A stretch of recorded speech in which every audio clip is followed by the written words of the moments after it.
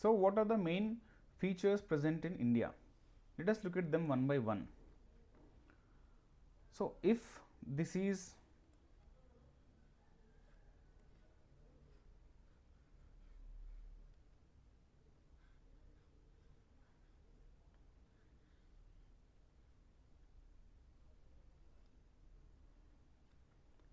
India, we have different physiographic features. One we have is northern mountains, which are our Himalayas over here and Purvanchals over here. So, these are northern and northeastern mountains. Then we have northern plains because of the river Ganga, Yamuna, Indus river, Brahmaputra river, we have plains in this region. So, here we have northern plains.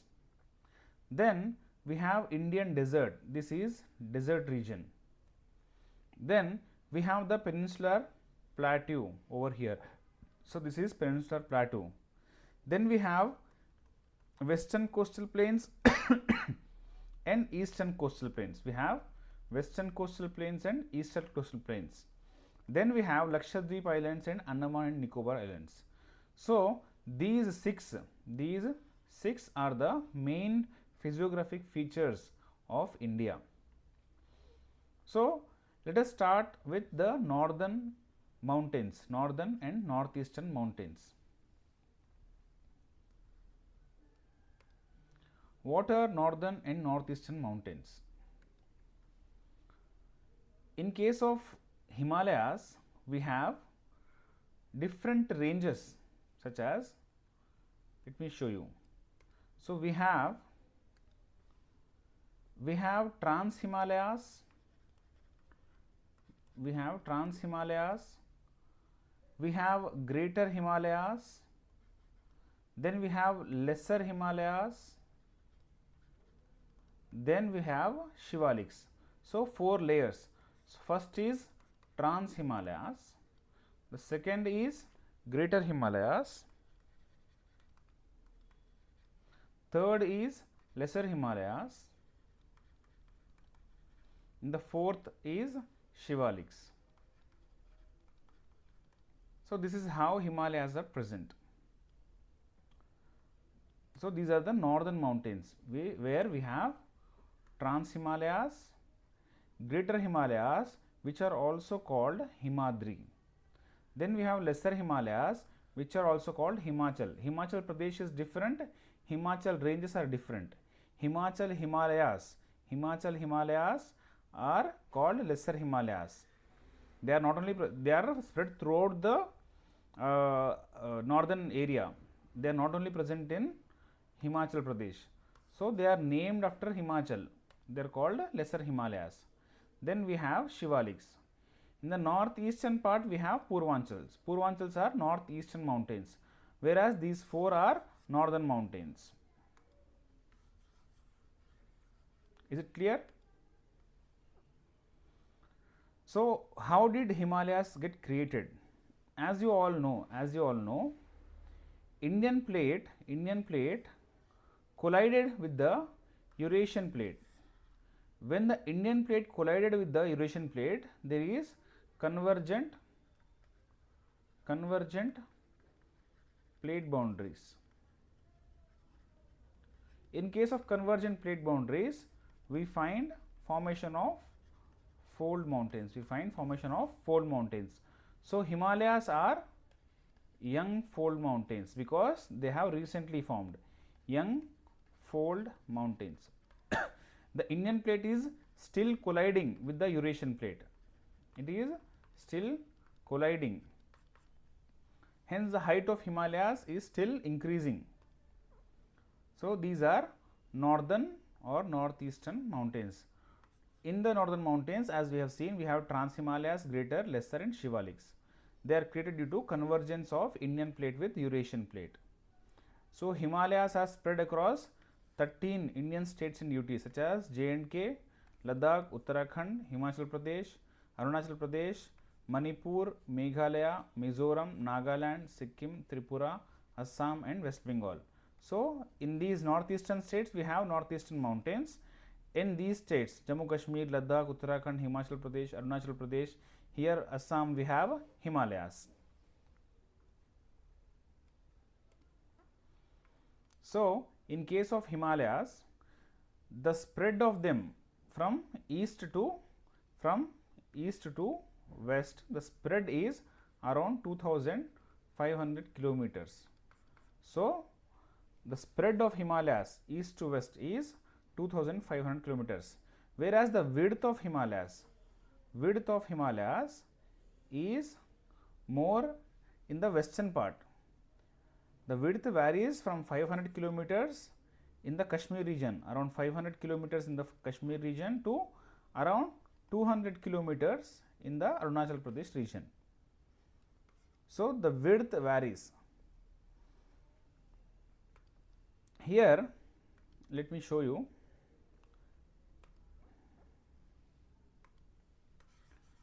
So, these Himalayas extend from Nanga Parbat to Namcha Barwa. So, here in Kashmir region, if you see here, we have a Nanga Parbat.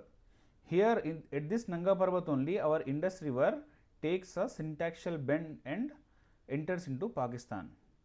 So, from this Nanga Parbat, in Arunachal Pradesh, we have a mountain called Namcha Barwa. So, from here to here, from Kashmir to Arunachal Pradesh, we are having the spread of Himalayas. We have the spread of Himalayas. They extend from Nanga Parbat, where Indus makes a gorge, to Namcha Barwa, where Brahmaputra makes a gorge. Let me show you through a diagram.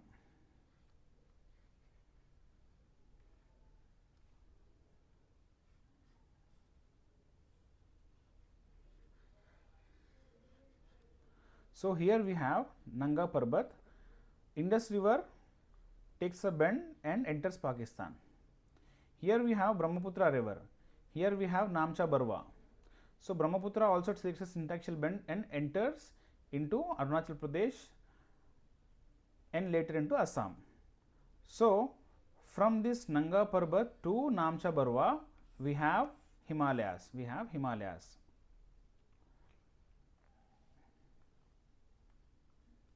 Now, there are, as we discussed, there are different ranges within the Himalayas. We have Trans-Himalayas, we have Greater Himalayas, we have Lesser Himalayas, then we have Shivaliks. In case of Trans-Himalayas are northernmost part of Himalayan range. They are northernmost part of Himalayan range. Within Trans-Himalayas, we have different ranges like Karakoram range, we have Ladakh range, we have Zaskar range. Then we also have Kailash range, which is entirely outside India. Kailash range is entirely outside India. So, these are the ranges of Trans-Himalayas: Karakoram, Ladakh range, Zaskar range and Kailash range. They are part of Trans-Himalayas. They are part of Trans-Himalayas, right?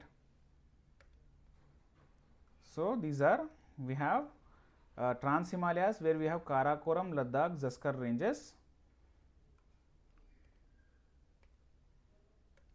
These Trans-Himalayas are the northernmost part of Himalayan ranges. Their terrain is rugged and high altitude. The height of the area is it is very high, and the vegetation over there is very less. Human habitation is also very low because of the presence of Greater Himalayas. The Trans-Himalayas are over here, we have Greater Himalayas. Because of this, the sunlight penetration over here is very less. The sunlight received over here is less because of this, and this is at a very high region, very cold region. Because of the less sunlight, there is less vegetation, and human habitation is also low. The conditions over there do not support the human habitations very much. Also, they act as climatic barrier along with Himalayas, influencing different weather patterns. How? Let me explain. Himalayas act as a barrier for many weather events. We will study them one by one. I will give just an example. Because of Himalayas, the cold winds from Siberian region in winters are not able to enter India. So, India is protected from these cold winds from the Siberian region. And we also have southwest monsoon winds which come towards India, and these Himalayas will stop them. They act as a barrier. They will not let these monsoon winds escape India, so that the monsoon winds bring rainfall only in India. So, one is they are stopping the cold Siberian winds from entering India, protecting India from cold waves. Second, they are acting as a barrier to southwest monsoonal winds which are coming into India, and these Himalayas are not letting them escape from India. And there is also one more situation called western disturbances.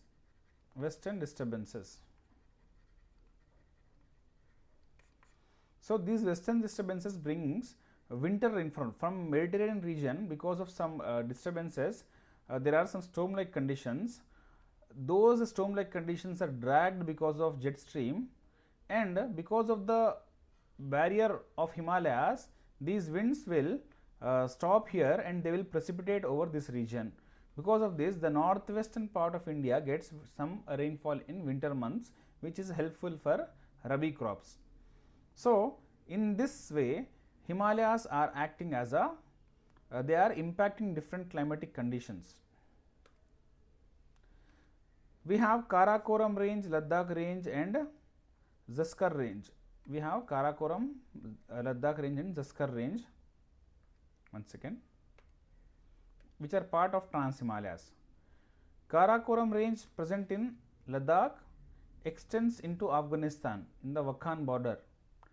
It extends into Pakistan and China. The K2, the highest peak of India, is called K2, which is also the other name of K2 is Mount Godwin Austen. So, this is the highest peak in India. It is present in the Karakoram range. Then we have Ladakh range.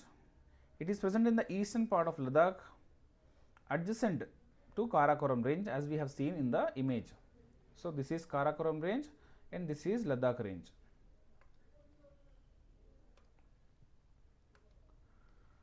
In the Ladakh range, we have high altitude deserts, deep gorges, Buddhist monasteries, highest navigable roads are present in that region.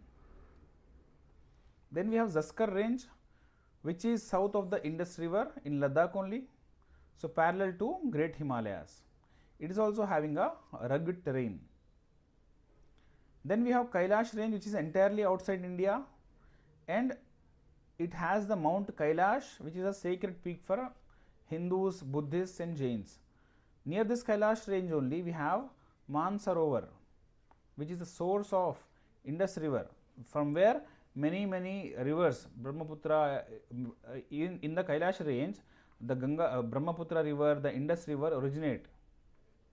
So, it is very important. Then we have Greater Himalayas. So, they are also called Central Himalayas or Himadri. Their average elevation is about 6,100 meters, means more than 6 kilometers above sea level, the height of Great Himalayas. From Nanga Parbat to Namcha Barwa they extend.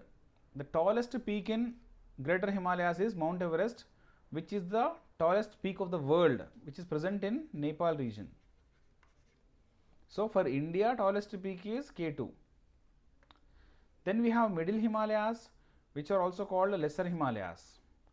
Average height elevation is 3,500 to 4,500 meters. We have many small ranges. It is dissected. We have Purvanchal range, Dhauladhar range, Kumaon, Mussoorie, Nag Tibba, Mahabharata range. In this way we have.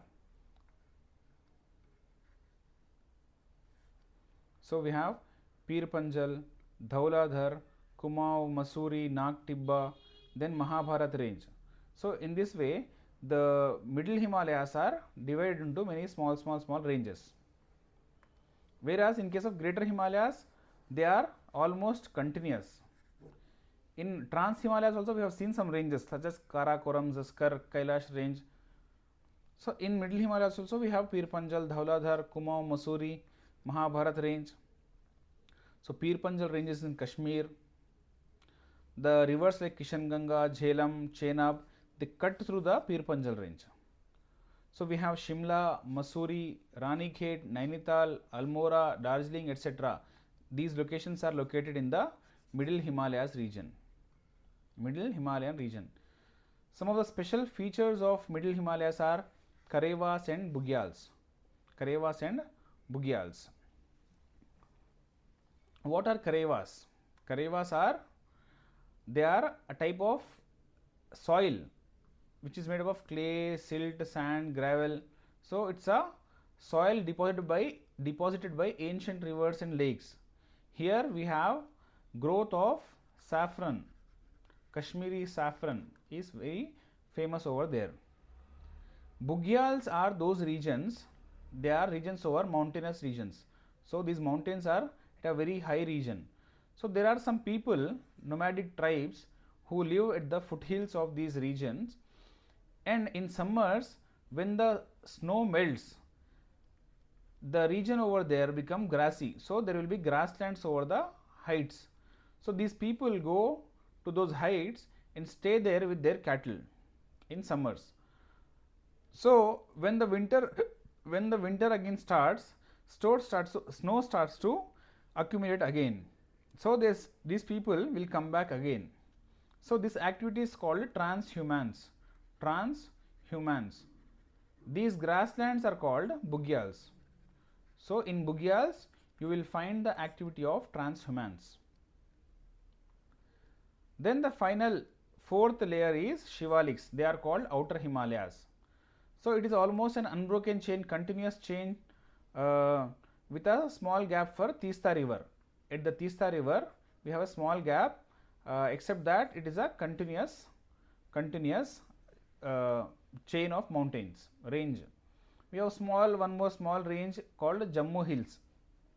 In Arunachal Pradesh we have Dafla, Miri, Abor. So in Arunachal Pradesh we have Dafla, Miri, Abor. So here we have Brahmaputra river. So till Brahmaputra, from Nanga Parbat to Namcha Barwa, we have Himalayas. So these hills over here, they are called Purvanchals. They are called Purvanchals. Till here, from here to here, they are called Himalayas. They are called Himalayas.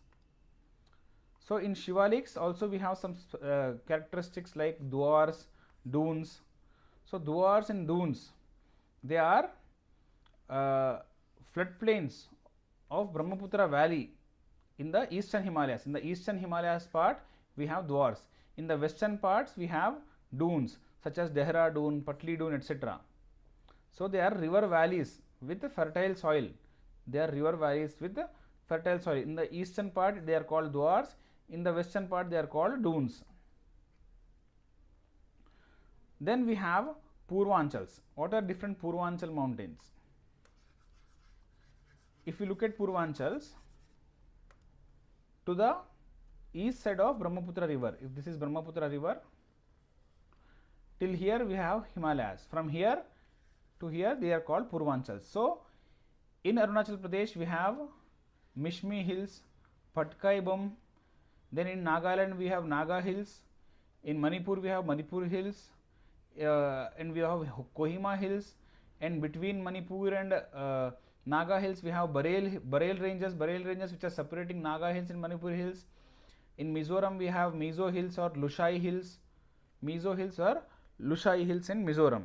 So these are our Purvanchals.